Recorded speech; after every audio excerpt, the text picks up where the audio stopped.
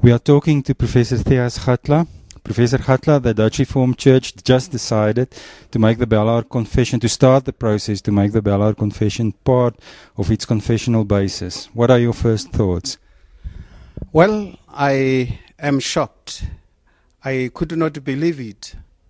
I could not believe what my eyes were seeing, that more than 90% of synod delegates were voting for this process.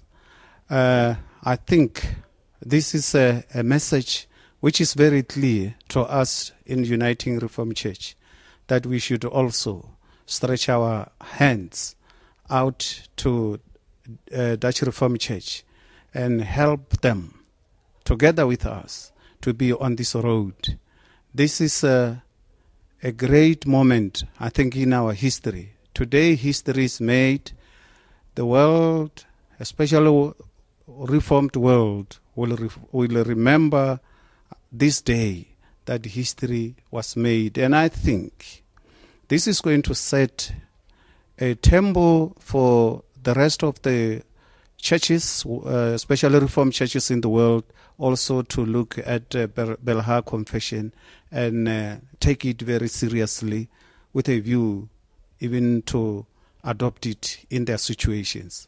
I'm very, very thrilled by these developments. So I hear you foresee a process where the Uniting Reformed Church and the NG Kerk can work together to further the process in the NG Kerk, but also internationally. Yes, because until today, or until as we speak, the Uniting Reformed Church declared a moratorium on unity talks.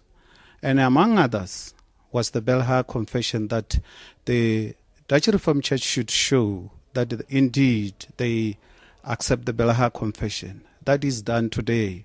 So from Uniting Reformed Church, we have seen them that they are serious, they are determined, and we must just go out and stretch our arms and like comrades walk on this road towards unity of Reformed churches in DRC family. And you also mentioned that churches worldwide in the Reformed world is in processes to look at the Belhar Confession, to adopt it for themselves, and that there's an important message going out regarding unity and justice and reconciliation. So you think this decision can also have a worldwide, international impact to further the gospel? Yes, certainly. One of the delegates who came here to this synod of Dutch Reformed Church comes from Christian church in America, Reformed Christian Church in North America. The president of that church is here, was giving the message, and he said in 8 months' time, their synod will be deciding on Belhar Confession.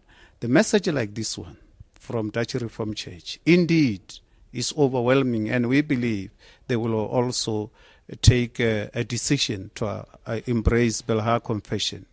The Presbyterian Church in America, we understand they just had their meeting, but we think this decision will make them to rethink their decision, because you can imagine that other churches, Reformed churches, were always asking themselves, what does the Dutch Reformed Church see? Why don't they accept Belhar Confession?